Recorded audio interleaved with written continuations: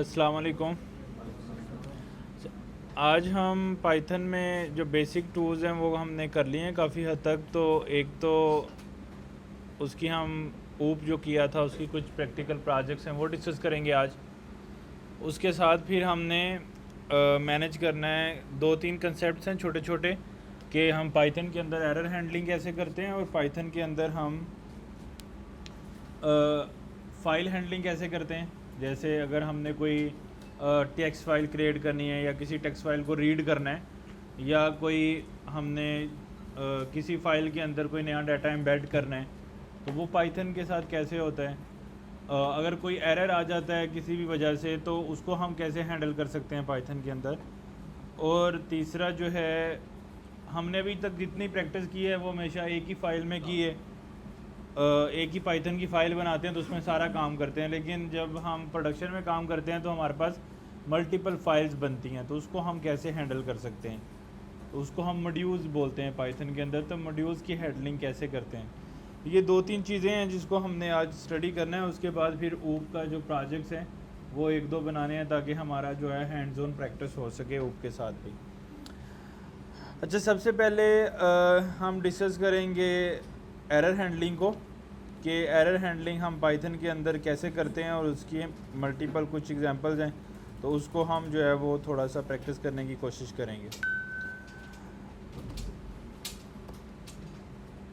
अच्छा, एरर क्या होता है कि अगर हम कुछ ऐसी एक्शन करें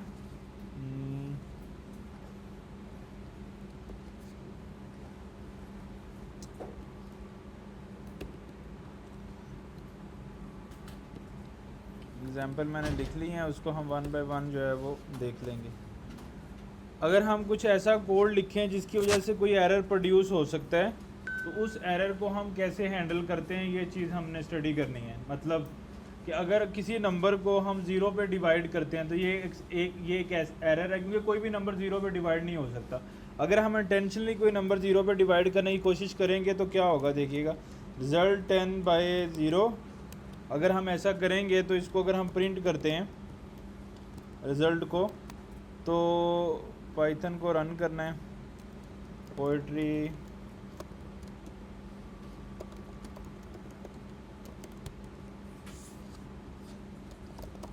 डायरेक्टली कर लेते हैं पाइथन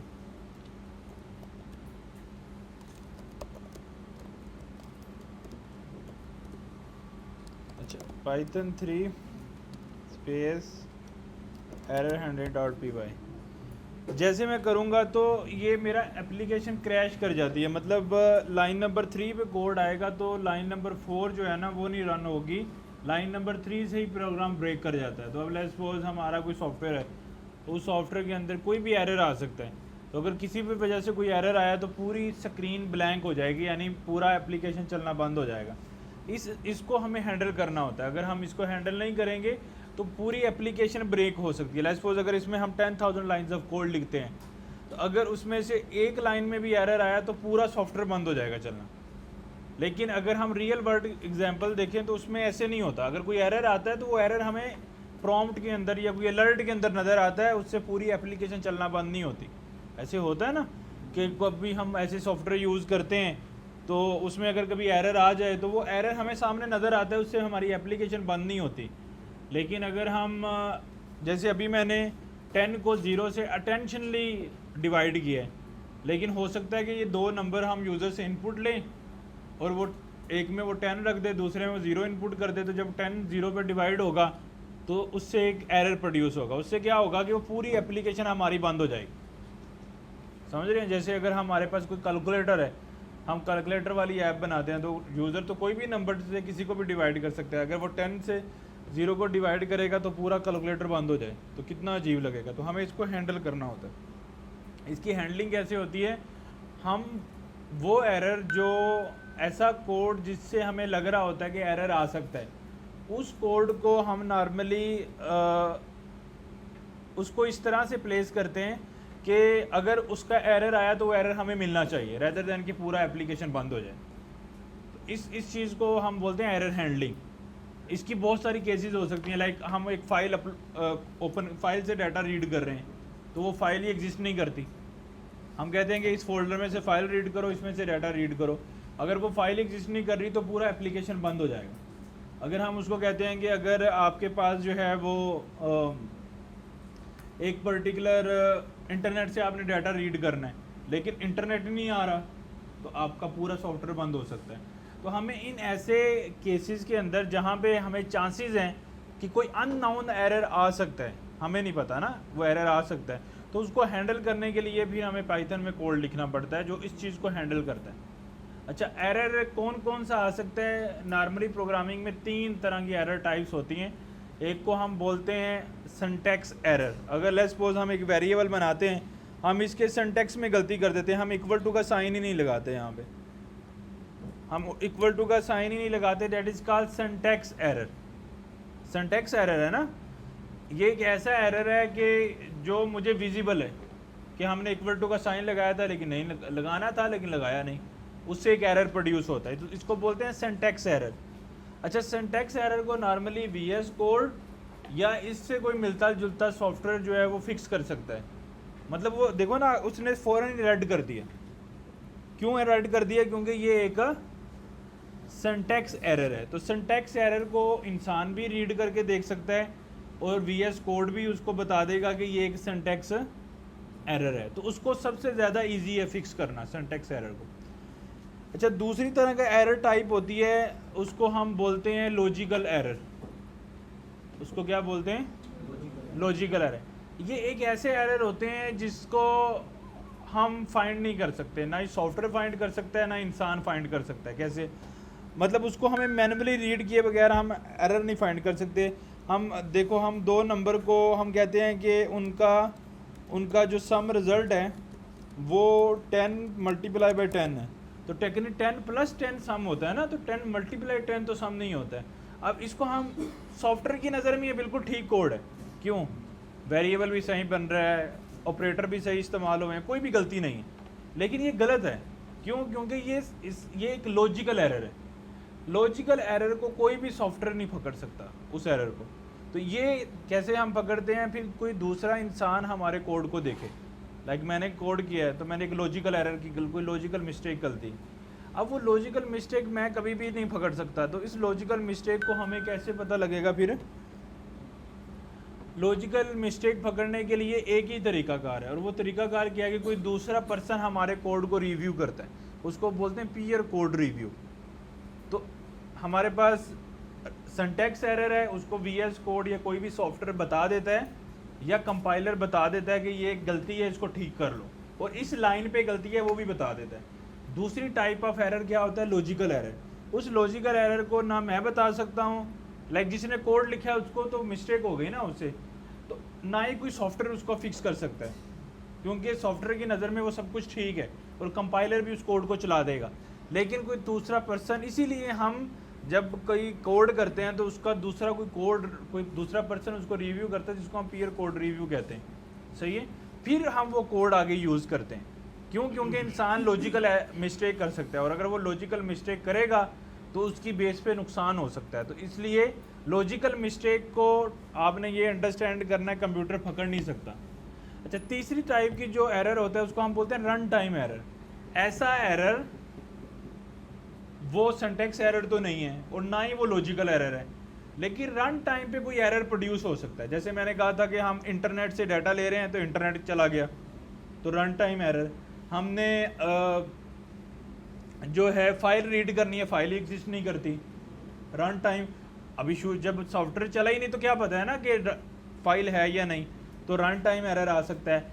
फिर हमारे पास जो है हम 10 को 0 से डिवाइड करते हैं, तो पहले तो नहीं पता था कि ऐसा हो सकता है, ऐसा हुआ तो वो भी एक रन टाइम एरर है। तो तीसरी किस्म रन टाइम एरर है। रन टाइम एरर को हम कोड की मदद से कैच कर सकते हैं, जिस चीज़ को हम एरर हैंडलिंग बोलते हैं। तो सिंटैक्स एरर वो कंपाइलर भी बता देता है, VS कोड भी बता देता है, उसको हैंडल करने की ज़रूरत नहीं है। देखो, आप वेरिएबल ही गलत बना रहे हो तो उसका तो कोई नुकसान नहीं होता ना, वो तो हमें फ़ौरन पता लग जाता है। लॉजिकल एरर उसको कंप्यूटर बता ही नहीं सकता, तो उसको हम कभी भी पकड़ नहीं सकते, कि कोई भी ऐसा मैकेनिज़्म अभी तक IT की दुनिया में नहीं है जो लॉजिकल एरर को फाइंड करे। वो इंसान को किसी का दूसरा कोड, एक डेवलपर को दूसरे डेवलपर का कोड देखना पड़ता है जिससे लॉजिकल एरर पकड़े जा सकते हैं, अदरवाइज़ नहीं। या फिर रन टाइम पे अगर कोई मिस्टेक होगी तो फिर कोई पर्सन बताएगा कि इसने ये कैलकुलेशन गलत कर दी, तो फिर उसको हम पकड़ते हैं। तीसरा जो है वो रन टाइम एरर है। तो रन टाइम एरर को हम कैच कर सकते हैं, ये फैसिलिटी हमें पाइथन देता है, उसको हम एरर हैंडलिंग बोलते हैं। वो कैसे करते हैं, उसको करने के लिए हमारे पास वे क्या है कि हम यहाँ पे एक ट्राई कैच बनाते हैं।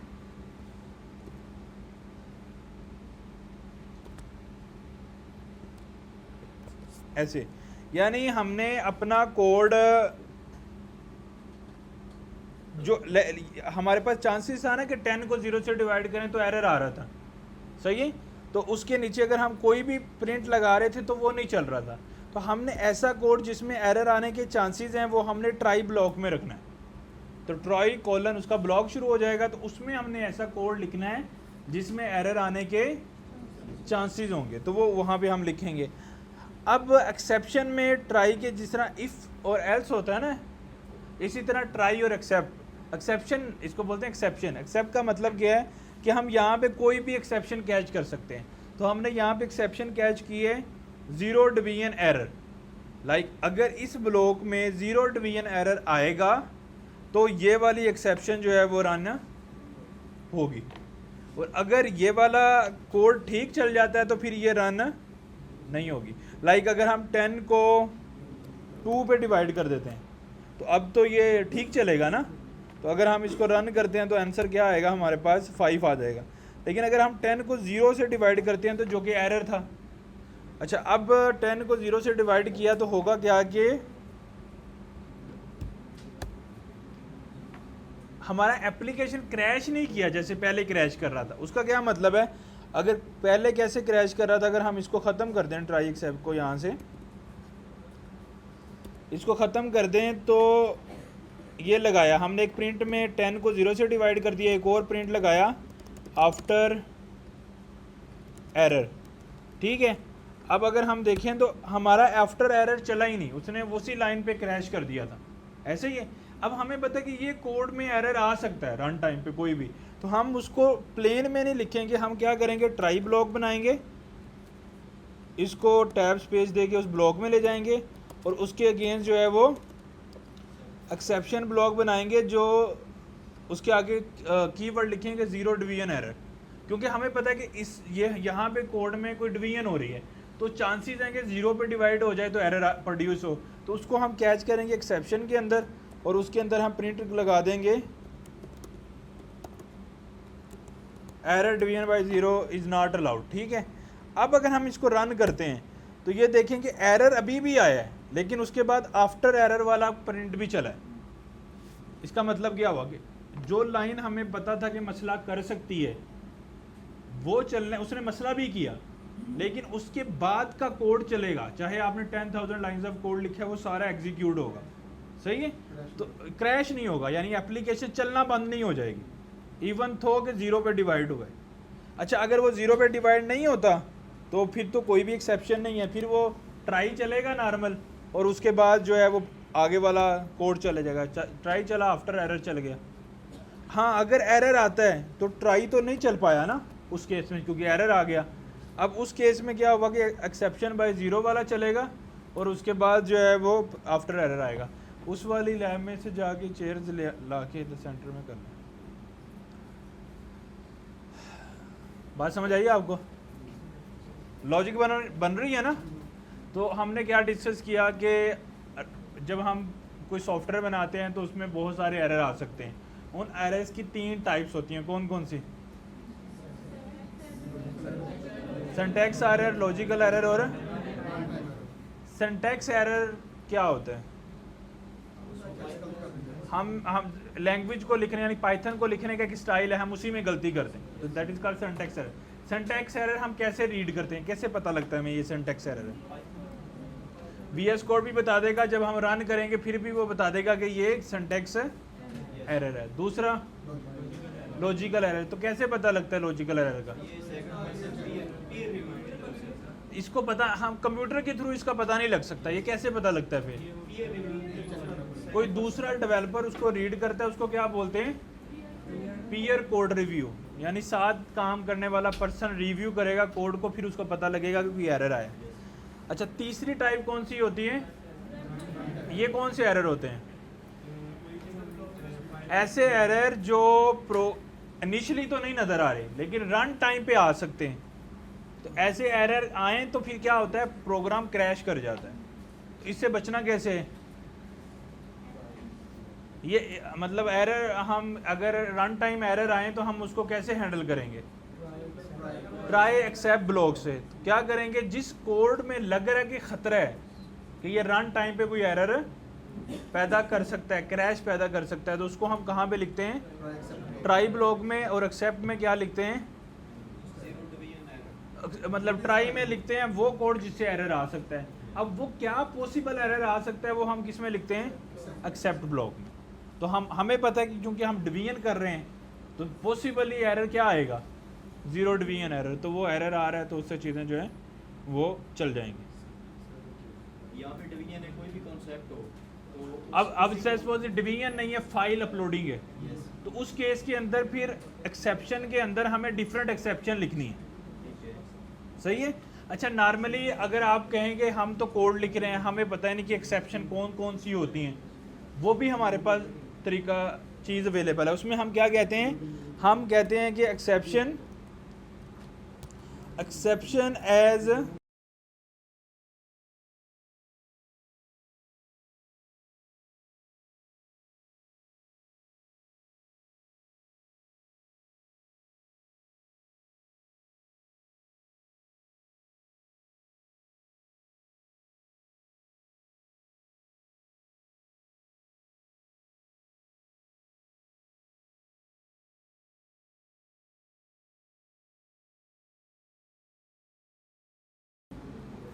अच्छा, अगर हमें नहीं पता कि एरर क्या आ सकता है, दो केसेस है ना। सम टाइम तो हमें पता है कि एरर ये आ सकता है, जैसे हमने ज़ीरो डिवीजन की। अगर हमें ये नहीं पता कि एरर क्या आ सकता है तो फिर हम क्या कहते हैं? एक्सेप्ट एक्सेप्शन एज ई। एज ई का मतलब हमने इसको नेम्ड कर दिया ई, क्योंकि ये एक्सेप्शन एक पूरी क्लास का नाम है। इसका मतलब क्या है कि जो भी एरर आएगा तुम उसको कैच कर लो। अगर इंटरनेट का बंदिश की वजह से एरर आ रहा है, फाइल की अपलोडिंग की वजह से एरर आ रहा है, जो भी रन टाइम एरर आ रहा है तो उसको आप एज अ ई कैच कर लो।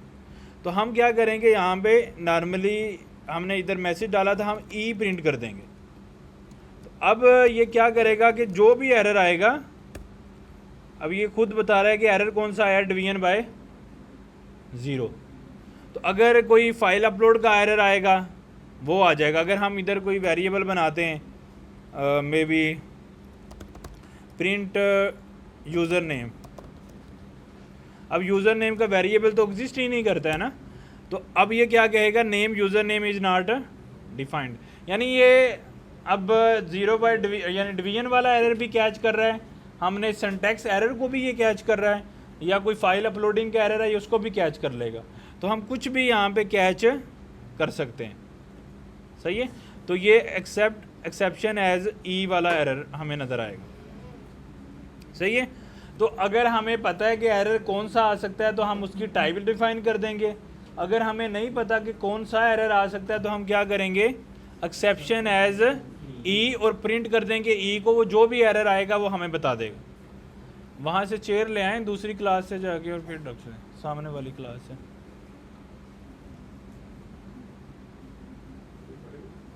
तो एक्सेप्शन एज ई करेंगे तो वो उसका एरर हमारे पास आ जाएगा।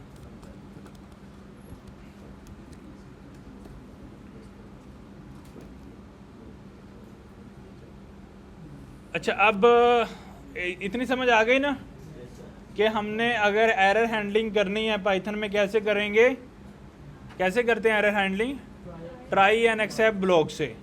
अब एक्सेप्ट ब्लॉक क्या कहता है, या तो हमें आप मुझे एग्जैक्ट एरर दे दो, और दूसरा क्या तरीकाकार है कि आप ट्राई एक्सेप्शन एज ई। उसमें क्या फ़ायदा होता है, वो जेनेरिक कर दिया, जो भी एरर आएगा वो कैच कर लेगा, आप उसको ई को प्रिंट करेंगे तो आपको एरर पता लग जाएगा कि कौन सा है। वो इवन हो कि आपने वेरिएबल नहीं डिफाइन किया वो उसका भी एरर आपको पकड़ा देगा। आपने डिवीजन की ज़ीरो से वो भी बता देगा, आपने फाइल के साथ खेला वो भी बता देगा। जो भी मैकेनिज़्म आप यूज़ करना चाहेंगे वो सारे ही मैकेनिज़्म वो बता देगा या डील कर लेगा उससे। अच्छा ये चीज़ होगी हमारे पास।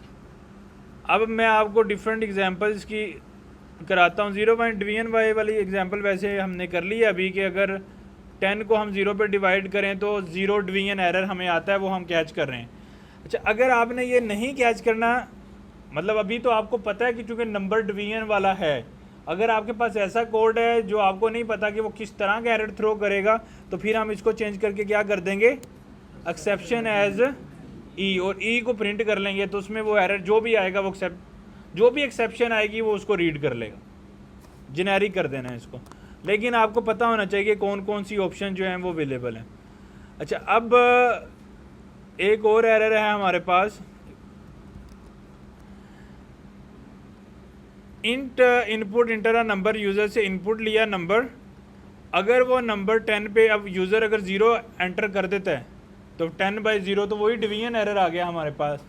तो इन केस में अगर यूज़र कोई गलत नंबर यानी इनपुट इंट के केस में, अब यहाँ पे 2 एरर आ सकते हैं इस कोड के अंदर जो यूज़र ने यहाँ पे इंटर किया है। अगर हम इसको चलाएं तो 2 पॉसिबल एरर आ सकते हैं। कौन कौन से?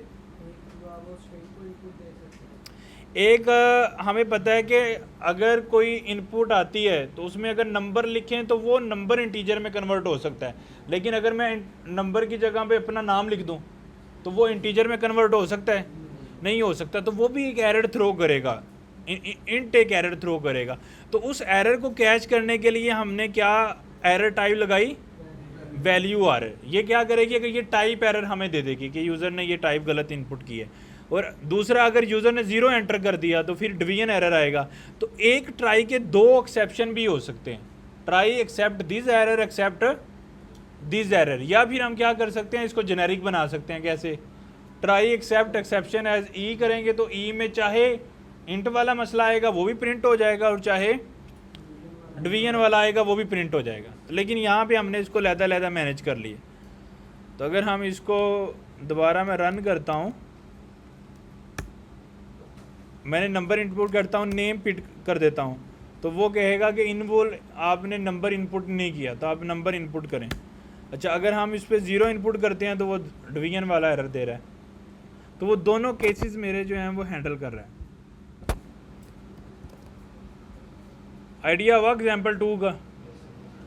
एग्जाम्पल 2 में हमने ये देखा है कि अगर एक ही कोड के अंदर 2 तरह के एरर आने के चांसेस हों तो हम क्या करेंगे, हम ये करेंगे कि एक ट्राई के अंदर 2 एक्सेप्शन लगा सकते हैं। ट्राई एक्सेप्ट 1, उसका जो भी पॉसिबल आपको एरर लग रहा है वो लगा दें, फिर एक्सेप्ट दूसरा पॉसिबल एरर।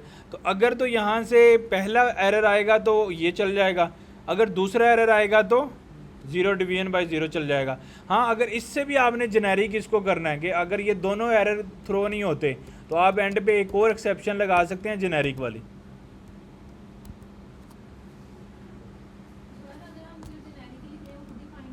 वो कर लेगा, लेकिन हमने यूज़र को मैसेज भी तो दिखाना है ना। अगर आप देखें यहाँ पे हमने इसको चलाया तो मैंने कोई नाम किया प्रिंट, तो वो मुझे कह रहा है invalid input, please inter a valid number. तो अब मुझे क्या पता है कि 0 उसने इनपुट किया है या कि दूसरा, फिर हमें कंडीशन लगानी पड़ेंगी ना। इफ़ अगर ये एरर आता है तो ये प्रिंट कराओ, अगर ये एरर आता है तो ये प्रिंट कराओ। तो अगर हम सेपरेट उस एक्सेप्शन को हैंडल कर लें तो हमें पता है कि इसमें हमेशा वैल्यू एरर ही आएगा, और हमें पता है कि इसमें हमेशा 0 डिवीजन बाय एरर ही आएगा। तो हमें इफ़ कंडीशन नहीं लगानी पड़ेगी और हम एरर भी शो कर पाएंगे। सही है। तो अगर जेनेरिक करेंगे तो जेनेरिक में भी ये दोनों चीज़ें ही पता लग जाएंगी। अगर हम जेनेरिक करते हैं, अब मैंने वो दोनों रिक्वायर्ड ख़त्म कर दिए हैं, हम नाम लिखते हैं, तो अब ये बता रहा है कि क्या मसला है, लेकिन जो इसका मैसेज है वो रीडेबल नहीं है यूज़र के लिहाज से। यूज़र इसको नहीं समझ पाएगा ना। एरर क्या आ रहा है अब, an error occur invalid literal for int with base 10 HDFG, जो भी आपने लिखा है, लेकिन यूज़र के लिए इसका क्या मीनिंग है? कुछ भी नहीं। ये तो कोडर के लिए मीनिंग है ना, यूज़र के लिए तो कोई मीनिंग नहीं है। इसलिए उन्होंने क्या किया था, एक्सेप्शन को रीड किया और उसको बोला उसने वैल्यू एरर, और उसमें फिर उसने बोला कि इनपुट। अब उसका क्योंकि वैल्यू एरर रिप्रेजेंट हमेशा तब करता है अगर इंटीजर में गलत, इंटीजर के अलावा कोई भी नंबर आप पार्स करने की कोशिश करें। तो इससे आप एक प्री डिफाइंड अच्छे वाला मैसेज यूज़र को दिखा सकते हैं, सही है। लेकिन आपके पास भी जेनेरिक ऑप्शन तो फिर स्टिल अवेलेबल है, वो हम कर सकते हैं। अच्छा, अब आगे चलते हैं हम। ये नंबर 2 वाली एग्जांपल समझ आ गई ना आपको? तो मैं थोड़ा सा इसको पीछे करके, ताकि आपके पास ये तीनों जो है ना वो चीज़ें पड़ी रहें। अच्छा, नंबर 3 एग्जांपल क्या है हमारे पास?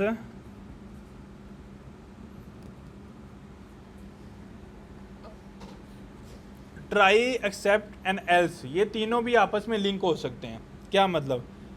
अगर तो ट्राई चल गया तो उसके साथ जो है वो एल्स भी चलेगा।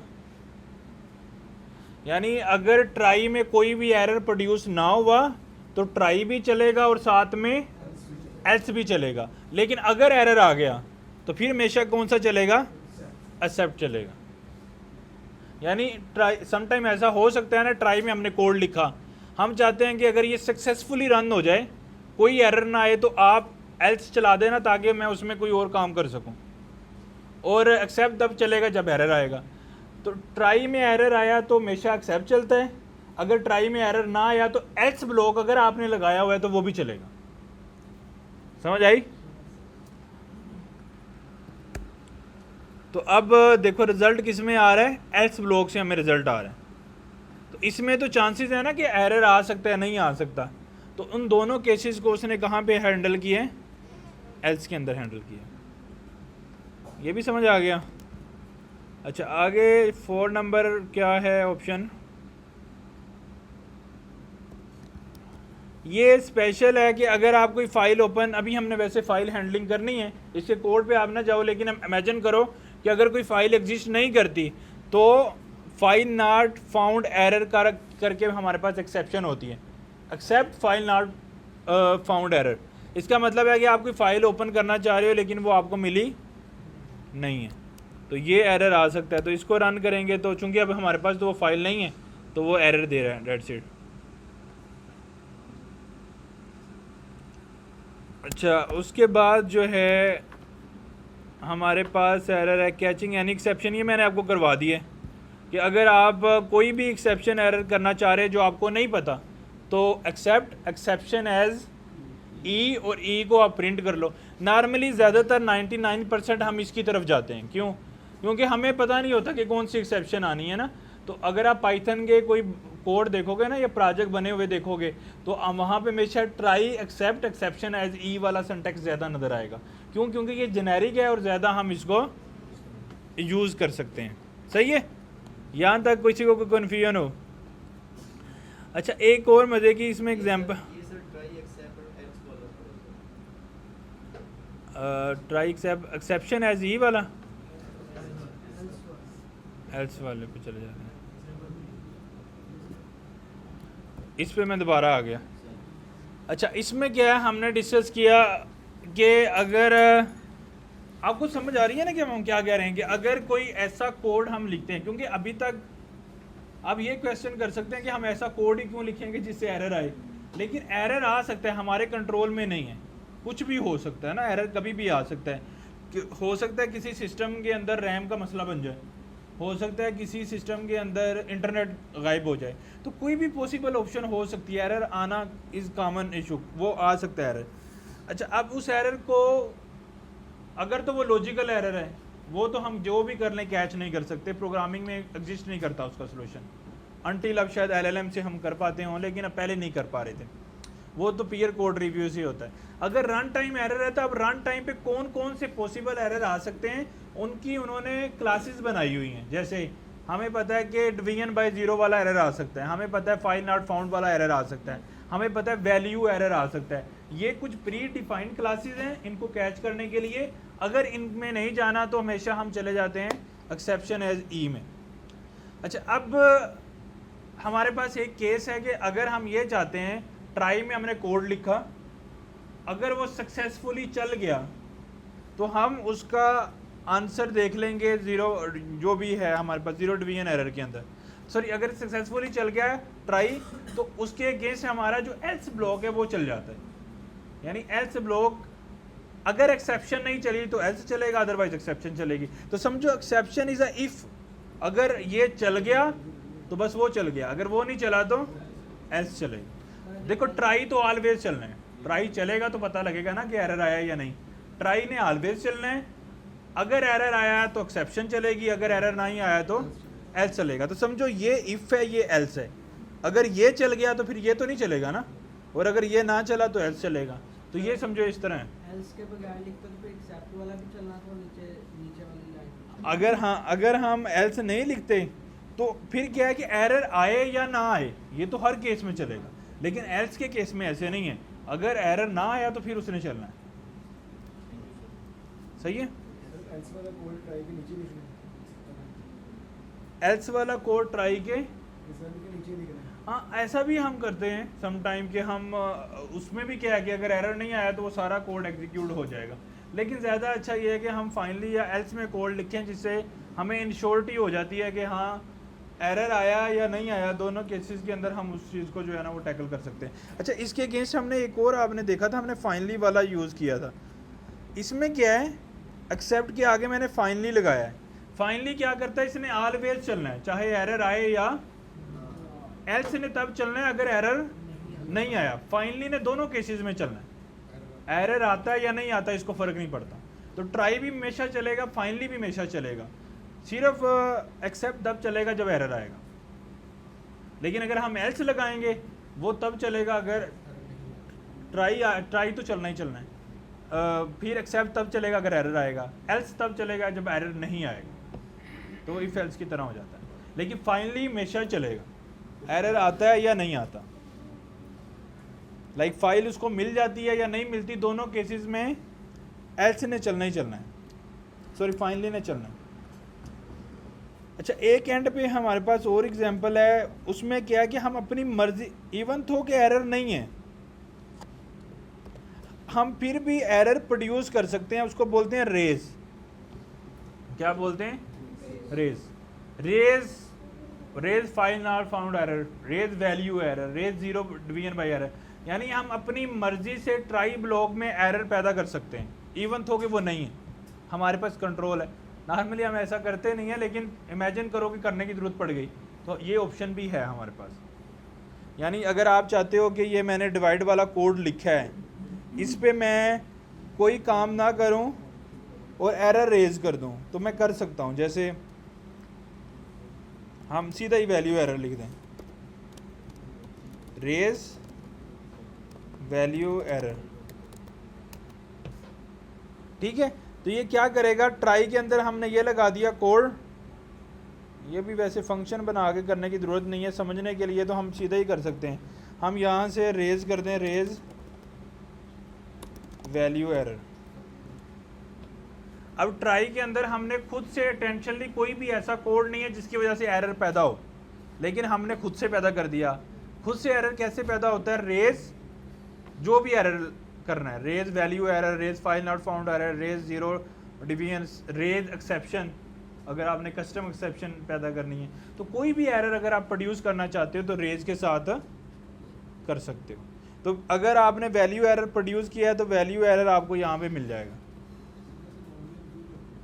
ऐसा हम क्यों करते हैं, हो सकता है कि हमें इंटरनेट पे हमने रिक्वेस्ट की, इंटरनेट से हमें फाइल या डाटा मिल गया, लेकिन वो डाटा हमारी नीड के मुताबिक नहीं है, तो अब हमें इसको सक्सेस तो नहीं कंसिडर कराना ना, तो उसकी वजह में हम खुद से वैल्यू को एरर रेज कर देते हैं। समझ आइए आपको या नहीं, या यूज़र ने रिक्वेस्ट जनरेट की कि मुझे जो है ना वो ये काम कर दो, हमारे पास उसका कंट्रोल नहीं है, हमने आगे एक रिक्वेस्ट कर दी, सही है। अब जहाँ आगे रिक्वेस्ट की है उन्होंने हमें काम कर दिया सारा, लेकिन उसकी जो आउटपुट हमें रिक्वायर्ड थी वो नहीं मिली। अगर वो नहीं मिली तो हम फिर अपनी तरफ से एरर प्रोड्यूस कर देंगे कि क्योंकि वो काम एक्चुअल में तो नहीं हुआ। तो ऐसे होता है सम टाइम कि हमें रिस्पॉन्स सक्सेस में आ जाता है, लेकिन हमने फिर आगे से एरर प्रोड्यूस करना होता है।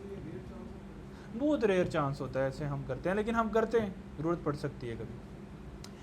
तो अगर हमें कस्टम एरर रेज करना है तो वो रेज कीवर्ड से एरर रेज होता है, सही है। तो अभी यहाँ तक किसी को कन्फ्यूजन हो कि ट्राई कैच ब्लॉक किसे कहते हैं, ट्राई एक्सेप्ट ब्लॉक किसे कहते हैं, फाइनली का क्या मतलब है और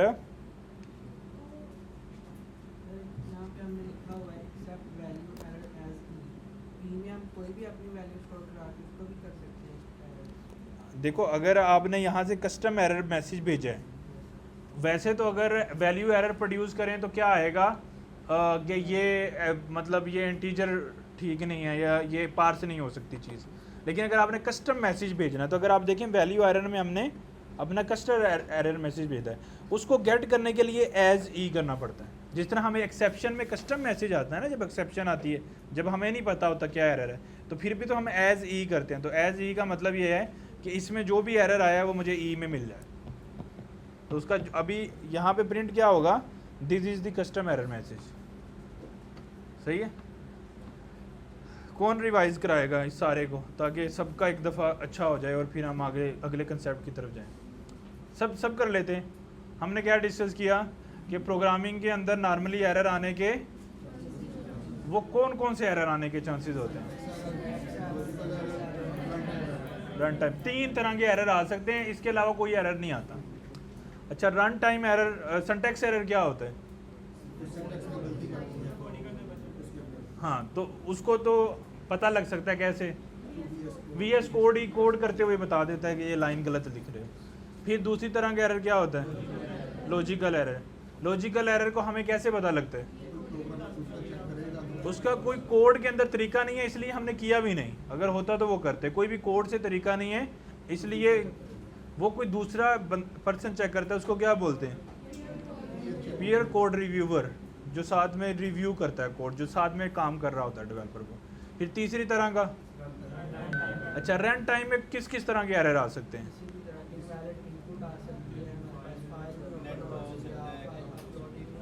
सही है। तो उसको हम कैसे हैंडल करते हैं? Try accept. अच्छा, ट्राई कब चलता है?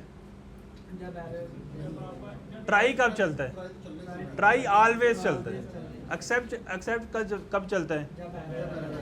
अच्छा, एक्सेप्ट में कौन कौन से एरर हम कैच कर सकते हैं? कौन कौन से हैं? वैल्यू एरर और जीरो डिवीजन एरर और फाइल नॉट फाउंड एरर और जेनेरिक कोई भी एरर आ जाए तो वो जेनेरिक कैसे करते हैं? एक्सेप्शन एज ई, उसमें जो भी आएगा वो हमारा जेनेरिक एरर होगा। फिर हमारे पास 2 तरह के 3 कीवर्ड और हैं, एल्स, फाइनली और रेज। एल्स कब चलता है? ट्राई अगर पूरा चले और कोई एरर ना आए तो। फाइनली कब चलता है?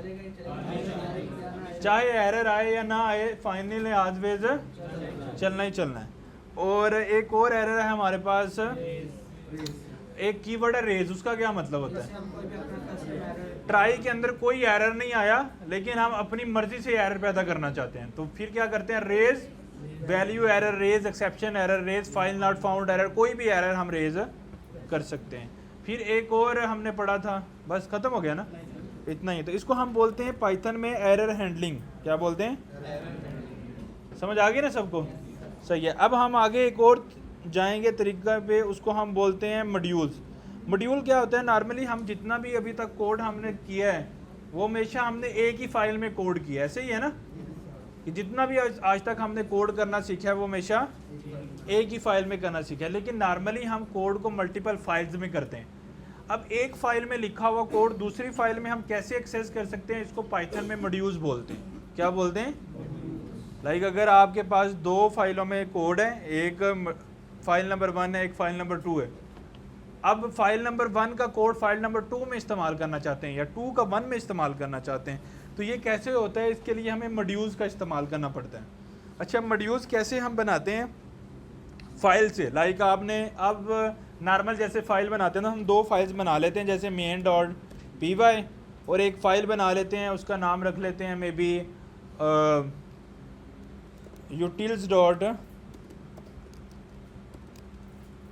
utils.py। तो मैंने 2 फाइलें बना ली, main.py और util। अब यूटिलिटी में मैं कोई भी यूटिलिटी बना देता हूँ, जैसे हम इसके अंदर यूटिलिटी बना देते हैं डेफ ग्रीटिंग्स की हेलो वर्ल्ड। ठीक है, एक मैंने पाइथन का फंक्शन बना लिया है, ग्रीटिंग्स, वो हमें प्रिंट करके दे रहा है। अच्छा, इसी में अगर हमने इस फंक्शन को कॉल करना हो तो क्या करेंगे?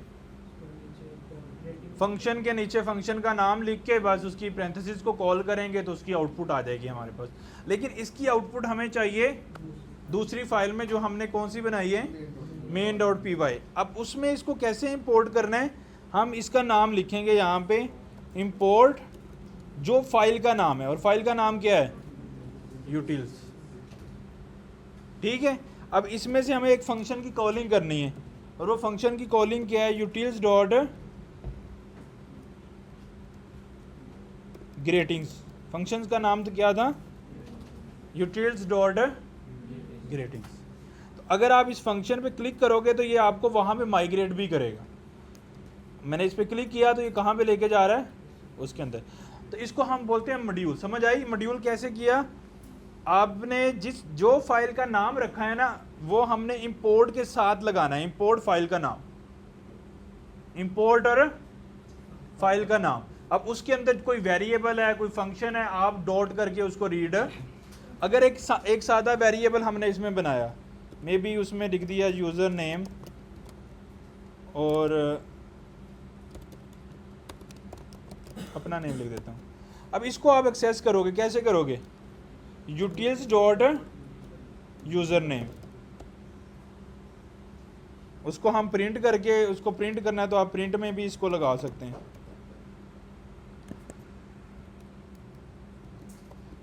ठीक है, एक चीज़ आपने इंपॉर्टेंट रखनी है, कुछ ऐसी फाइल्स होती हैं जिनके नाम स्टैंडर्ड होते हैं जो पाइथन भी यूज़ करता है एज एन पैकेज, तो हमने अपने फाइल का नाम वो नहीं रखना होता। लाइक समझो अगर हम पाइथन में भी अगर कोई ऐसा मॉड्यूल या फाइल एग्जिस्ट करती है जिसका नाम भी यूटिल्स होगा, तो क्या होगा, वो पाइथन वाला समझे या मेरे वाला समझे, कंफ्यूज हो जाएगा ना।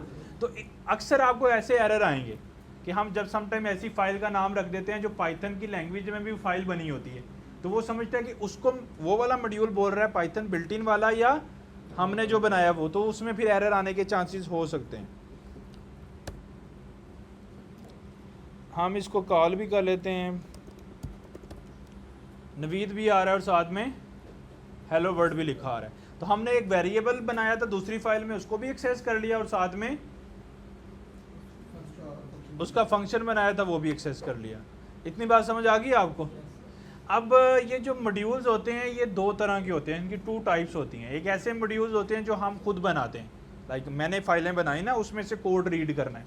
कुछ ऐसे मॉड्यूल्स भी हैं जो पहले से बनाए हैं किसी दूसरे लोगों ने, लाइक दूसरे डेवलपर्स ने बनाए हैं, उन्होंने फाइल्स बना के रख दी हैं, हम उनको इस्तेमाल कर सकते हैं, तो उनको बोलते हैं बिल्ट इन मॉड्यूल्स। क्या बोलते हैं, बिल्ट इन मॉड्यूल्स। वो बहुत सारे मॉड्यूल्स हैं, जैसे आपने अगर करंट फोल्डर में कौन कौन से फोल्डर क्रिएटेड हैं, कौन कौन सी फाइल्स हैं, उसका मॉड्यूल है, उसको हम बोलते हैं ओएस मॉड्यूल, ऑपरेटिंग सिस्टम। हम इंपोर्ट ओएस लिखेंगे तो समझो उन्होंने os.py करके कोई फाइल बनाई होगी, लेकिन वो पाइथन लैंग्वेज के अंदर ही बनी हुई है, तो उसको हम रीड करके सारा काम उससे कर सकते हैं। तो वो भी हमारे पास ऑप्शन जो है वो मौजूद है। वो कौन कौन से हमारे पास मॉड्यूल हैं उसकी एग्जांपल्स मैंने बनाई हैं, वो 1 बाय 1 हम देखते हैं। समझ आई आपको, नहीं आई? अगर अब आपको पता लग गया कि आप अगर एक से ज़्यादा फाइल्स में भी कोड कर लें तो वो एक ही फाइल में इस्तेमाल कैसे करेंगे इस्तेमाल। पाइथन में मॉड्यूल कैसे बनता है,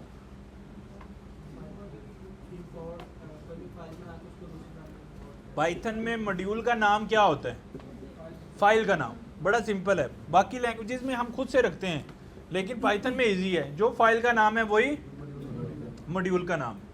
बस इसमें फिर एक मसला मैंने आपको बताया, वो क्या है, अगर 2 फाइलें सेम रख दोगे तो फिर कन्फ्यूजन बहुत ज़्यादा होती है और समटाइम एरर भी आते हैं कि ये मॉड्यूल ऑलरेडी एग्जिस्ट कर रहा है। तो हमें यूनिक फाइल्स नाम रखने होते हैं, क्योंकि फाइल के नाम पे ही मॉड्यूल का नाम होता है। इंपोर्ट फाइल का नाम, वो आपके मॉड्यूल का नाम बन गया। अब मॉड्यूल के नाम के आगे डॉट लगा के, अगर उसका फंक्शन कॉल करना है डॉट लगा के, अगर उसमें से वेरिएबल लेना है डॉट लगा के, उसमें आपने कोई लिस्ट बनाई है वो भी डॉट लगा के, जो भी चीज़ रीड करनी है डॉट लगा के रीड कर ले। समझ आ गई?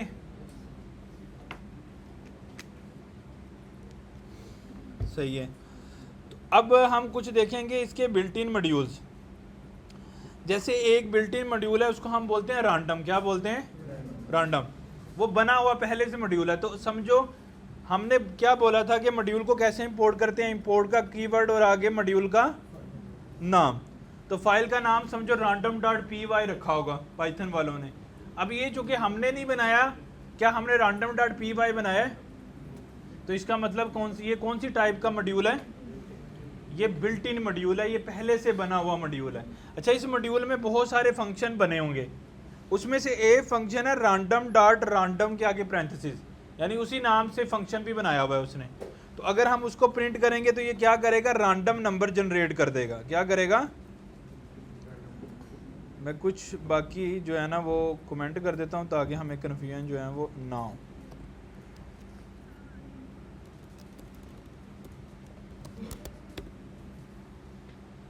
हर दफ़ा कॉल करेंगे तो ये हर दफ़ा रैंडम नंबर जो है वो जनरेट कर देगा। अगर आपने इस रैंडम नंबर को 100 तक बाइंड करना है तो आप इसको मल्टीप्लाई कर देंगे 100 से।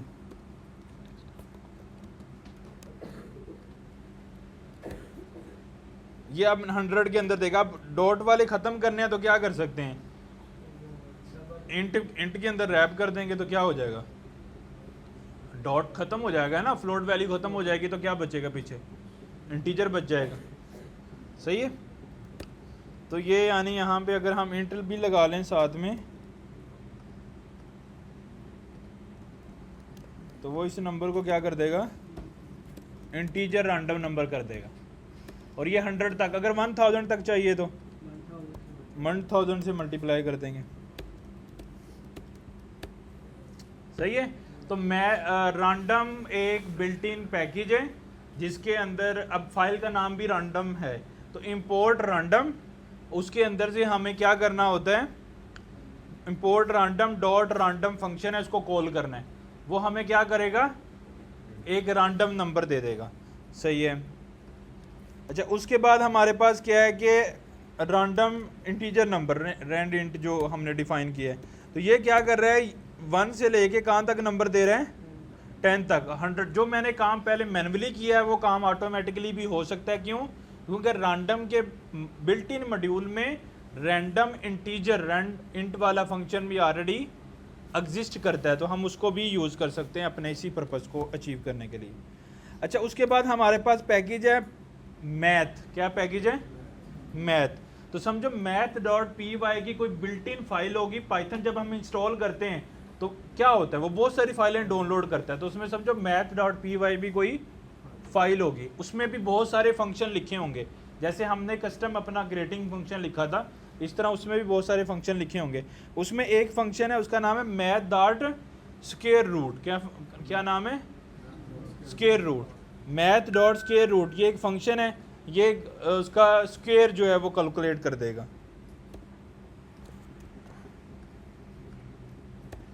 अच्छा, उसके बाद जो है दूसरी एग्जांपल में अगर हमने उसकी पावर क्रिएट करनी है, यानी 2 को ऐसे होता है ना 2 पावर 3 मैथ के अंदर, तो वो अगर हमने कैलकुलेट करना है तो math.pow पावर 2,3, तो 2 पावर 3 ये कर देगा। तो क्या आंसर आना चाहिए?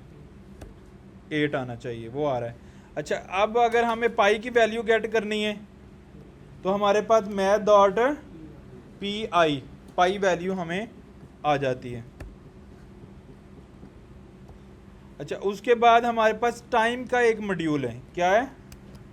टाइम का बिल्ट इन मॉड्यूल है। ये देखो पाइथन में बहुत सारे मॉड्यूल्स एग्जिस्ट करते हैं। अब उन मॉड्यूल्स को हम स्टडी करेंगे तो हमें समझ आएगा ना कि वो मॉड्यूल्स क्या करते हैं। अब ये बिल्ट इन फंक्शन पाइथन ने क्यों नहीं बनाए, अपनी मेन एक ही फाइल में क्यों नहीं रखे? ताकि वो भी अपना कोड डिवाइड करना चाहते हैं ना। तो उन्होंने जो भी चीज़ें जैसे फाइल लूप हमने लगाया, इफ़ लगाया, या जितनी भी और ट्राई एक्सेप्ट चीज़ें, ये समझो उनकी एक ही फाइल में पड़ी हुई थी तो हमने वहीं पे यूज़ कर ली। अब कुछ ऐसी चीज़ें हैं जो उनकी वो उस मेन फाइल में नहीं पड़ी हुई, वो कहाँ पे पड़ी हुई हैं? लैदा फाइल्स में पड़ी हैं। तो उनको करने के लिए हमें उनके जो बिल्ट इन मॉड्यूल्स हैं उनको स्टडी करना पड़ता है ताकि हमें पता लगे कि और कौन कौन से फीचर हैं। तो जिसमें से हमने कौन कौन सा स्टडी किया है? रैंडम। वो क्या, उसमें कौन कौन से फंक्शन हमने देखे हैं? डॉट रैंडम वो एक इंटीजर नंबर दे देता है, लेकिन वो जीरो से लेके 1 के दरमियान होता है, कोई भी रैंडम नंबर। और रैंड इंट क्या करता है, लिमिट बताते हैं कि कहाँ से लेके कहाँ तक आपने रैंडम जनरेट करना है। और उसके बाद हमारे पास हमने और कौन सा पैकेज देखा है, मैथ के अंदर स्क्वायर रूट अगर कैलकुलेट करना है या पावर कैलकुलेट करनी है उसके फंक्शन है। मैथ में और भी फंक्शन होंगे, आप लोग स्टडी कर सकते हैं। अच्छा, टाइम के अंदर अगर आपने करंट टाइम लेना है तो वो हम ले सकते हैं टाइम के साथ, तो वो इस तरह से हमें मिलेगा। जो भी हमें यहाँ पे नंबर नज़र आ रहा है ना, इस फॉर्मेट में हमें वो टाइम जो है वो मिल रहा है। इसको हम नीचे कन्वर्ट करेंगे, जो एक्चुअल टाइम हम रियल टाइम जो देखते हैं, तो ये समझो ये मिली सेकेंड्स में टाइम है। अच्छा, अब टाइम के साथ हमारे पास स्टार्ट टाइम है,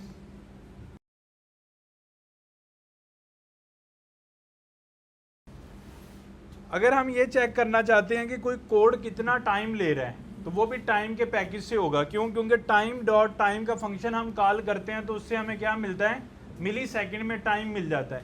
उस मिली सेकेंड के टाइम को हम स्टार्ट टाइम बोल रहे हैं, फिर हम कुछ चीज़ को सम कर रहे हैं, फिर एंड टाइम बोल रहे हैं। फिर हमने उसका देखा कि इसने मेरे पीसी में कितना टाइम लिया, तो इतने 0 सेकेंड इसने जो है ना वो टाइम लिया है मेरे पीसी में एग्जीक्यूट होने में। किस फंक्शन ने, सम वाले फंक्शन है, जिसके अंदर वो रेंज प्रोड्यूस कर रहा है इतने नंबर की, उनको क्या कर रहा है, सम कर रहा है। तो वो इतने मिली सेकेंड जो है वो कंज्यूम कर रहा है, या इतने सेकेंड्स कंज्यूम कर रहा है इसको एग्जीक्यूट करने में। ये भी हम इसी मैथ के टाइम के बिल्ट इन मॉड्यूल से अचीव कर सकते हैं।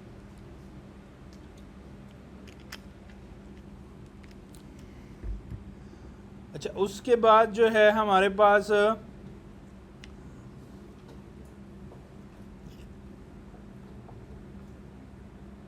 इसको थोड़ा सा पहले रिवाइज करते हैं हमने जो जो किया, फिर हम थर्ड कैटेगरी की तरफ जाते हैं। हमने डिस्कस किया कि हम नॉर्मली एक ही फाइल में कोड करते हैं, लेकिन ये लॉन्ग टर्म सोल्यूशन नहीं है, क्योंकि जब हम प्रोजेक्ट बनाएंगे तो उसकी तो बहुत सारी फाइल्स बनानी चाहिए हमें, क्योंकि एक ही फाइल में तो हज़ारों लाइन का कोड नहीं लिख सकते ना। उसको डीबग करना, उसको चेंज करना, उसको फिक्स करना मुश्किल होता है। तो हमने कहा कि इसके अगेंस्ट पाइथन हमें मॉड्यूल्स का कंसेप्ट देता है। अच्छा, वो पाइथन में मॉड्यूल्स कैसे बनते हैं, हम फाइल के नाम के साथ इंपोर्ट फाइल का नाम लिखें तो वो एक मॉड्यूल बन जाता है, तो हम उसको रीड कर सकते हैं। अच्छा, एक और इसमें इंटरेस्टिंग चीज़ है कि अगर यूटिल मेरी एक फ़ोल्डर में पड़ी हो और जिसका नाम हो मे बी हेल्पर्स, हेल्पर के अंदर जो है वो एक हेल्पर एक फंक्शन है, उसमें यूटिल पड़ी हो, यहाँ पे हमने इसको मूव कर दिया, अब क्या होगा,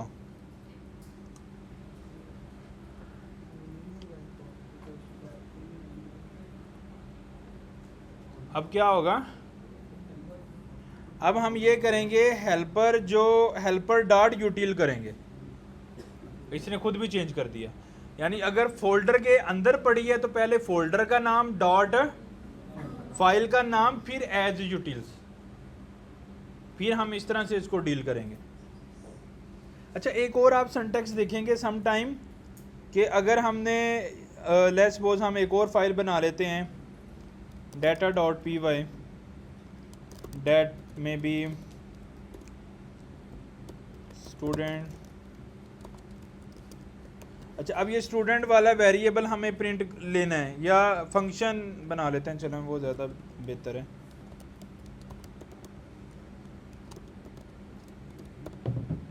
प्रिंट स्टूडेंट, उसमें मैंने इसको प्रिंट किया है। अब अगर हमने डाटा वाली फाइल में से प्रिंट स्टूडेंट का फंक्शन लेना है तो हम कैसे लेंगे, import data as a utility आ जाएगी और उसमें से डाटा डॉट प्रिंट स्टूडेंट का फंक्शन कॉल हो जाएगा, ऐसे करेंगे ना। एक और ऑप्शन भी है हमारे पास, हम बोल सकते हैं from data import print student.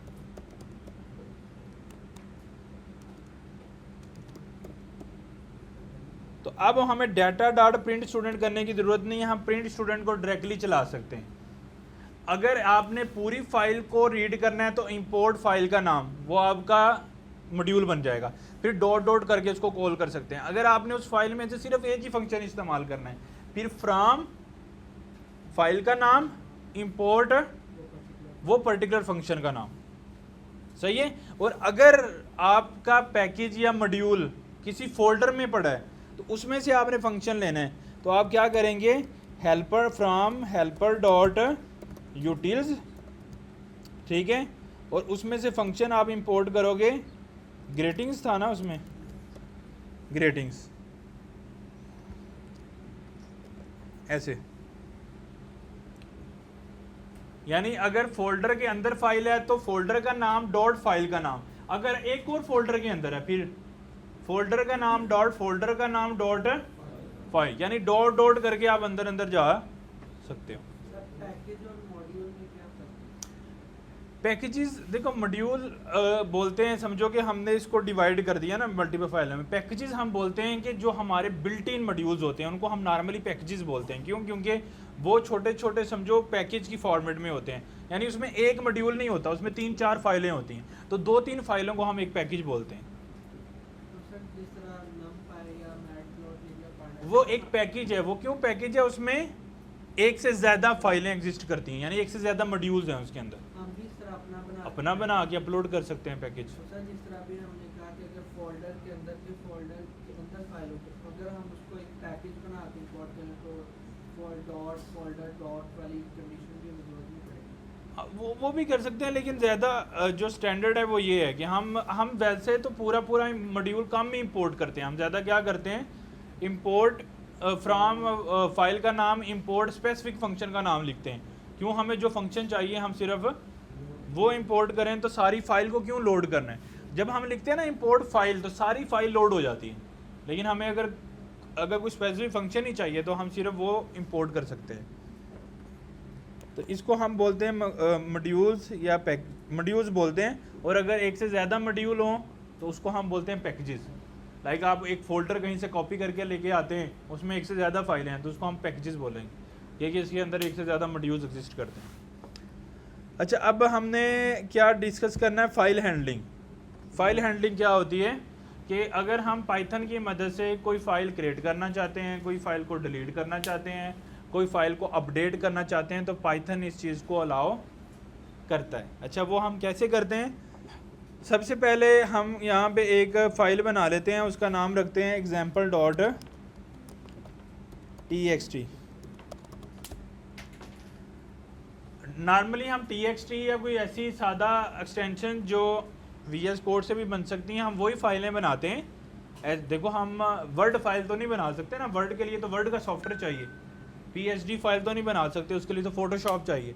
तो कोई जो इजी एक्सटेंशन है जो मतलब समझो जो VS कोड से बन सकती हैं, तो उसको हम हैंडल कर सकते हैं। तो txt फाइल हम नॉर्मली इसमें बनाते होते हैं, तो वो मैं बना लेता हूँ और उसमें लिख देता हूँ एक, मैंने सेंटेंस उसमें लिख दिया। अब मैंने इसमें फ़ाइल हैंडलिंग करनी है, तो पहला हमारा एग्जांपल क्या है फ़ाइल हैंडलिंग में?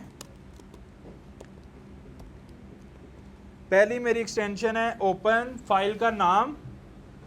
ओपन क्या है हमारे पास, समझो एक फंक्शन है, ओपन मतलब बिल्ट इन फंक्शन है। वो क्या करता है, फाइल को ओपन कर देता है। फाइल का नाम हमें देना होता है, फाइल का नाम क्या है, example.txt। ये हमें अभी बनाई है ना, उसमें मैंने रखा है। इसीलिए देखो, अगर हम ये फाइल ना एग्जिस्ट करती तो ये कोड क्या कर जाना था, क्रैश। तो नॉर्मली ये कोड हमें किस में लिखना चाहिए? इसने नहीं लिखा, गलत किया है। हमें किस में लिखना चाहिए था? ट्राई एक्सेप्ट में लिखना चाहिए, क्योंकि फाइल हो सकता है एग्जिस्ट ना करे। अच्छा, इसके आगे हमारे पास आता है यहाँ पे इसका कि हमने क्या काम उससे लेना है। लाइक हमने उसको रीड करना है फाइल को, या हमने इसमें राइट करना है फाइल को, या अपेंड करना है फाइल को, कि हमने क्या काम करना है, वो इसके दूसरे पैरामीटर से डिफाइन होता है। तो पहले पैरामीटर में फाइल का नाम और दूसरे पैरामीटर में जो काम हमें करना है वो। तो हमने चूंकि रीड करनी है फाइल, तो हमने यहाँ पे क्या लिखा है, आर। सही है। तो इसका मतलब क्या है, open a file in read mode. हम राइट नहीं कर सकते, रीड मोड में रीड करना है फाइल। अच्छा, अब फाइल ओपन करने के बाद फाइल आ गई फाइल के वेरिएबल में। किस में आ गई? फाइल के वेरिएबल में। अब फाइल के वेरिएबल को मैंने लिखा डॉट रीड का बिल्ट इन फंक्शन है। रीड किया तो उसका आंसर आ गया कंटेंट में। उस कंटेंट को मैंने क्या किया, रीड कर लिया। अब फाइल को क्लोज करना ज़रूरी होता है। हमने फाइल को ओपन, जैसे समझो कि हमारे पास कोई TXT या PDF फाइल है, हम उस पर क्लिक करते हैं तो वो किसी सॉफ्टवेयर में ओपन होती है, क्रोम में हो जाए या बिल्ट इन सॉफ्टवेयर में, अडोब रीडर में या किसी में हो जाए। तो पहले फिर हम जब उसको रीड कर लेते हैं फिर क्या करते हैं, उसको उस सॉफ्टवेयर को क्या करते हैं, क्लोज करते हैं। तो हमेशा फाइल को क्लोज करना ज़रूरी होता है। तो ओपन से ओपन होगी, क्लोज से क्लोज होगी। फिर हमें बताना है कि रीड करना है, राइट करना है, जो भी है वो बात की बात है। क्लोज करना ऑलवेज इंपॉर्टेंट है और ऑलवेज करना है हमें इसको। अच्छा, इसको जब हम रन करेंगे तो क्या होगा, यहाँ पे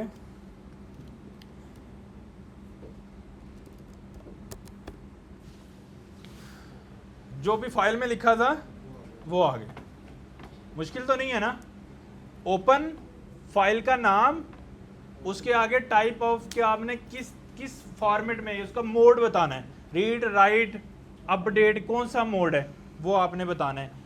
वो करने के बाद फिर आपने क्या किया, जो भी उसका वेरिएबल में आंसर आया ओपन का, उससे आपने लिखा डॉट रीड का फंक्शन कॉल कर दिया, उससे आपको कंटेंट मिल गया। अब फिर आपने उस फाइल को अगर क्लोज करना है तो फाइल डॉट क्लोज से वो क्लोज हो जाएगी। तो इससे हम रीड कर पा रहे हैं। अच्छा, अब यही सेम काम रीड वाला है लेकिन विद ब्लॉक। ये विद का ब्लॉक क्या होता है? विद का ब्लॉक ऐसे काम्स को करने के लिए होता है जिसके अंदर हमें, यानी समझो ये विद का ब्लॉक क्या करता है, ये फाइल को ओपन भी करता है और हमें क्लोज नहीं करनी पड़ती है, क्लोज भी अपने एंड पे कर लेता है। यानी समझो ये फाइल ओपन करने में भी हेल्प कर रहा है और क्लोज करने में भी। देखो ऊपर वाले कोड में अटेंशनली हो सकता है ना हम क्लोज करना भूल जाएं फाइल, तो क्लोज करना भूल गए फाइल तो वो मेमोरी में ऑलवेज रहेगी और आपका मेमोरी कंज्यूम करती रहेगी। फाइल क्लोज करते हैं तो मेमोरी से ख़त्म होती है फाइल। तो विद का ब्लॉक हमें ये गारंटी करता है कि आप कोई भी फाइल ओपन करेंगे, पूरा ब्लॉक चलने के बाद मैं उसको क्लोज कर दूंगा खुद से, आपको करने की ज़रूरत नहीं है। तो विद के ब्लॉक से हमने हमेशा फाइल ओपन करनी है, विद के ब्लॉक से हमेशा फाइल कैसे ओपन करनी है, तो विद, बाकी काम सही वैसे ही है, विद ओपन, फाइल का नाम साथ में मोड।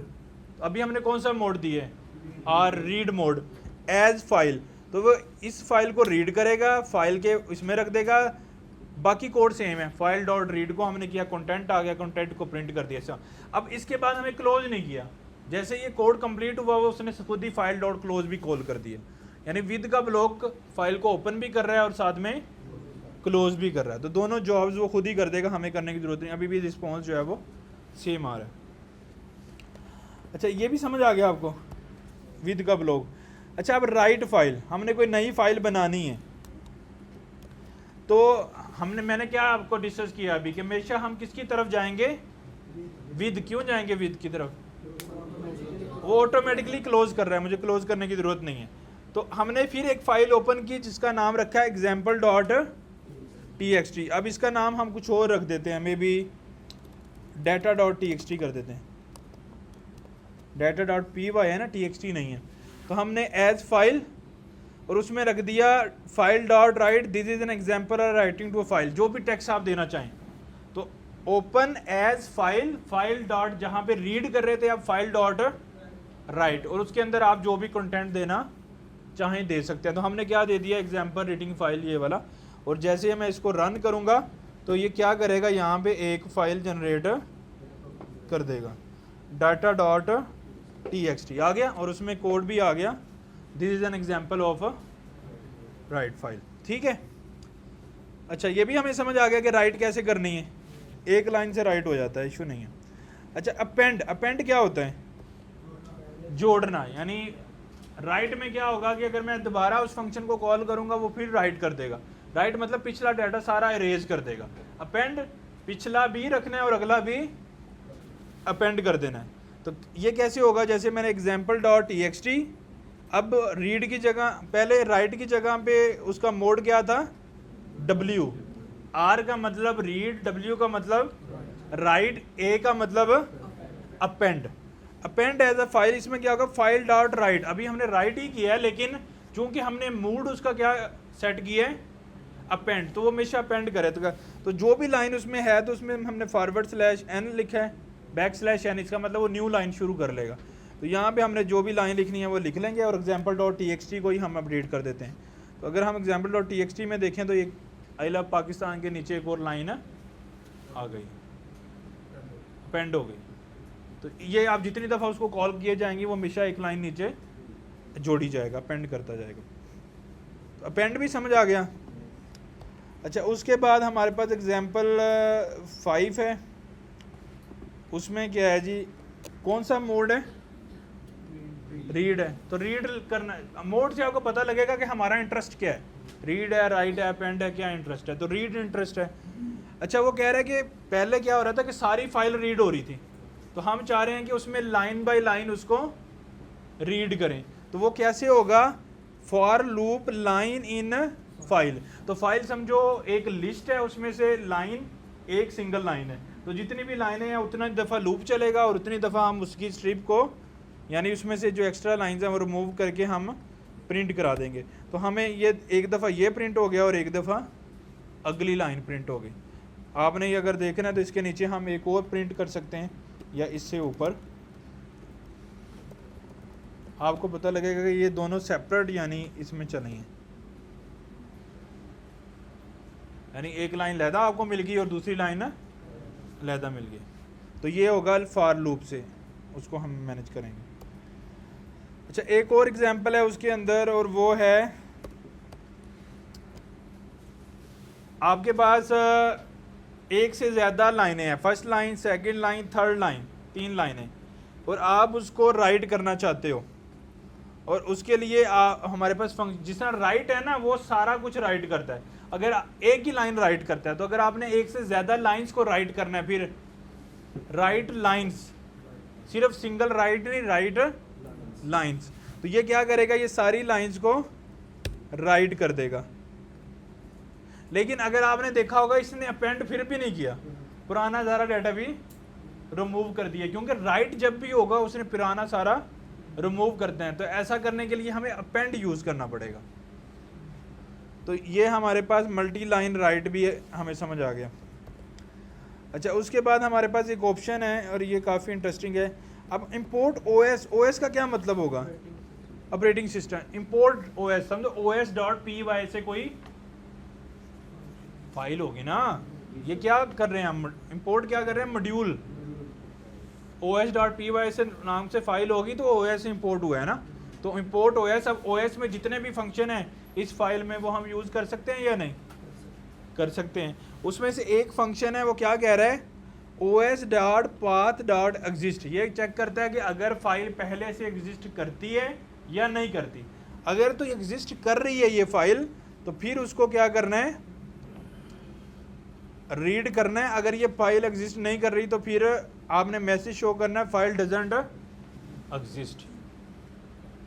समझ आ गई आपको। तो ये हमें काम जो है वो देखना है।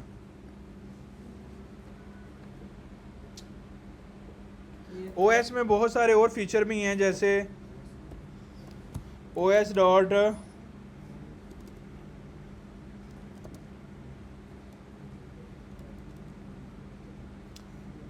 उसका नाम क्या है, make directory.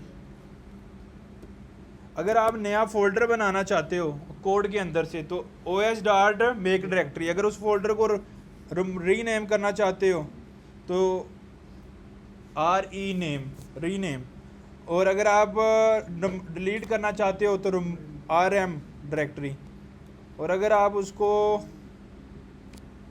os dot list directory, अगर आप करंट फोल्डर में जितने भी फाइल्स हैं, फोल्डर हैं, उनको लेना चाहते हो तो os dot list directory, list directory. तो ये नया फाइल बना, ये नया फोल्डर बनाएगा, न्यू फोल्डर, ये उसको रीनेम करेगा, ये उसको रिमूव करेगा, ये लिस्ट करेगा। तो ये हमारे पास सारे ऑप्शन जो हैं वो OS के अंदर ही आते हैं। ये देखो यहाँ पे उसने क्या किया कि रिमूव वाला अगर हम ख़त्म करते हैं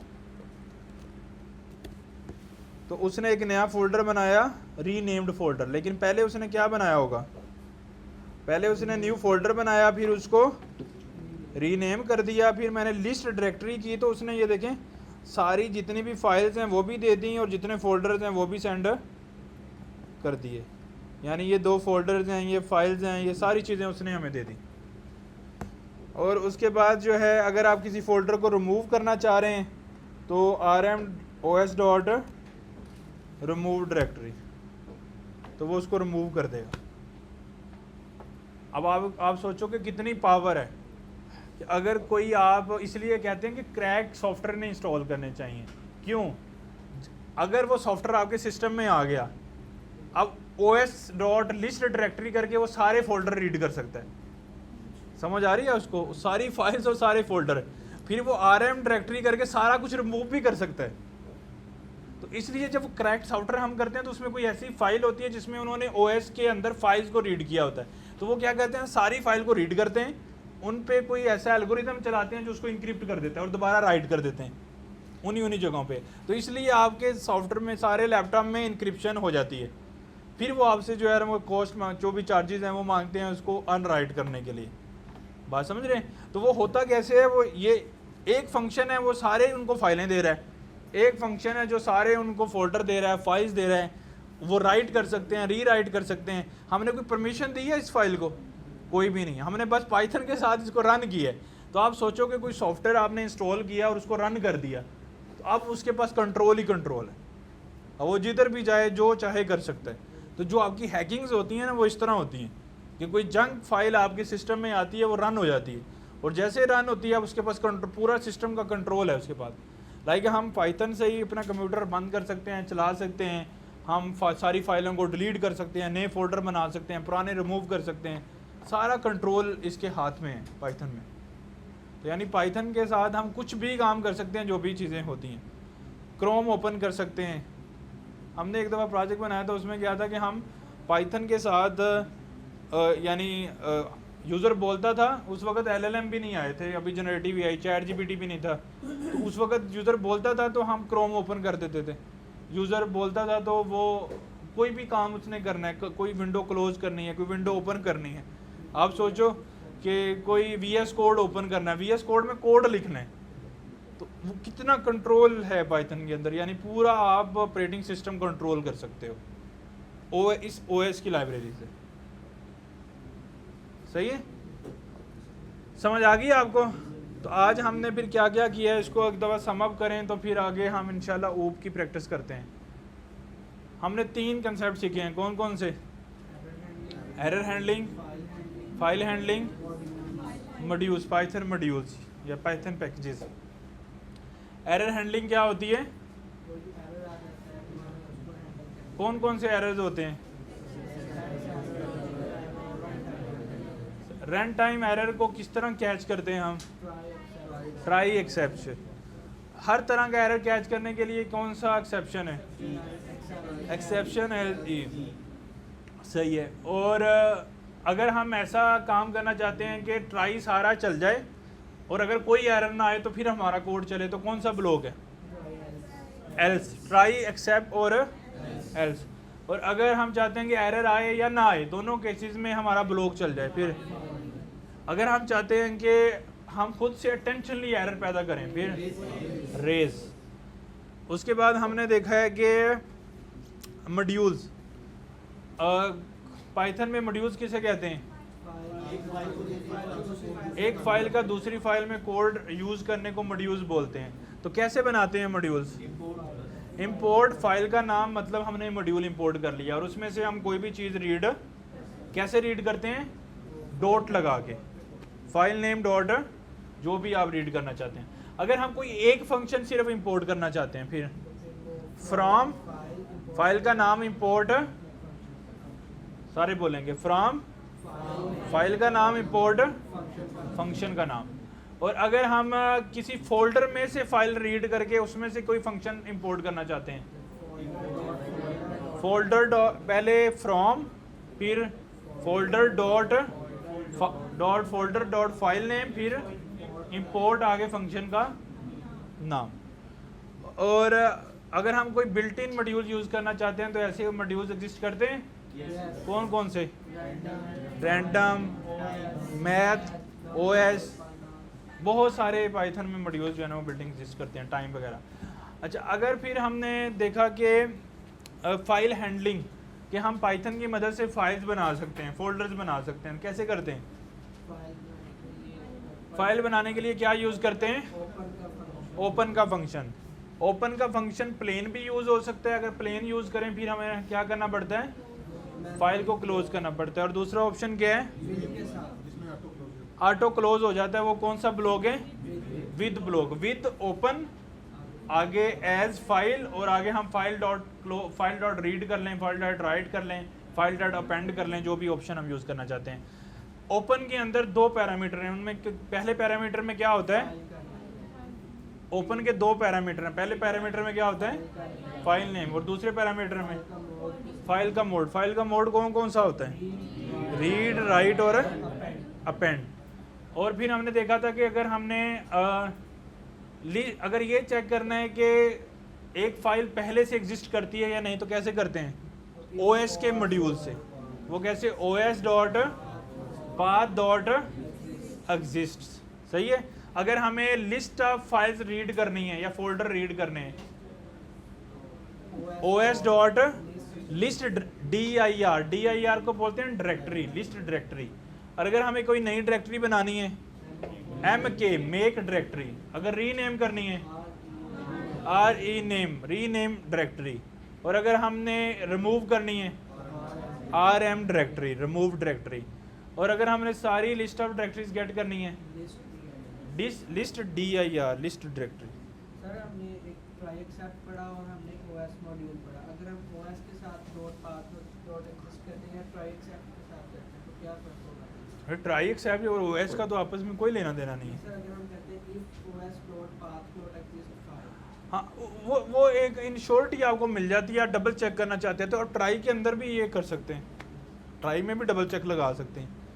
हम हमेशा काम ज़्यादा ट्राई ब्लॉक में करते हैं, ट्राई एक्सेप्शन ब्लॉक में करते हैं, और उसके अंदर भी हम मज़ीद इफ़ लगा सकते हैं टू मेक श्योर थिंग्स। ज़्यादा अच्छा है ना।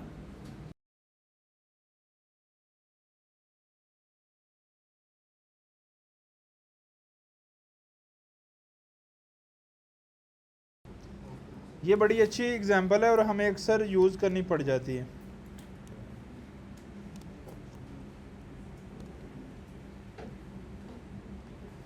टाइम डॉट स्लीप, ये क्या करता है कि अगर आप किसी लाइन के ऊपर जानबूझ के एक्स्ट्रा टाइम लेना चाहते, नॉर्मली देखो मिली सेकेंड में लग रहा है ना, सम हो रहा है, लेकिन आप चाहते हो कि यार ये एक फंक्शन जानबूझ के 5 सेकंड वेट, मतलब आप एक काम 5 सेकंड वैसे डिले करना चाहते हो, ये काम करना है लेकिन 5 सेकंड के बाद करना है, तो फिर हम क्या करते हैं? Time dot sleep. स्लीप मतलब कि लाइन नंबर 33 पे आके सो जाओ 2 सेकंड के लिए, उसके बाद उठ जाओ। अगर आप इसका नंबर बड़ा कर देंगे वो उतनी देर उधर वेट करता रहेगा, और जैसे ही वो टाइम पूरा होगा फिर वो अगली लाइन को चलाएगा। तो टाइम डॉट स्लीप, अगर हम किसी लाइन पे स्लीप करना चाहते हैं, थोड़ा डिले करना चाहते हैं चीज़ों को, तो वहाँ पे हम टाइम डॉट स्लीप चला देते हैं अक्सर। ये नॉर्मली हम कम से कम यूज़ करने की कोशिश करते हैं, लेकिन हमें करने की ज़रूरत पड़ जाती है। समटाइम अगर ऐसा होता है कि कोई फाइल, हम कोई सॉफ्टवेयर ओपन कर रहे हैं, हमने वर्ड फाइल बनानी है, अब वर्ड का हमने सॉफ्टवेयर ओपन किया, तो सॉफ्टवेयर ओपन होने में हमें पता थोड़ा टाइम लगता है, तो हम चाह रहे हैं यार इतनी देर में सॉफ्टवेयर अगर आप पर रनिंग आ जाए फिर अगला काम करना है, तो वहाँ पे थोड़े टाइम के लिए स्लीप कर सकते हैं। सही है, ऑल सेट, सही है। तो अब हम नेक्स्ट जो है वो तैयब से नेक्स्ट पढ़ेंगे कि हम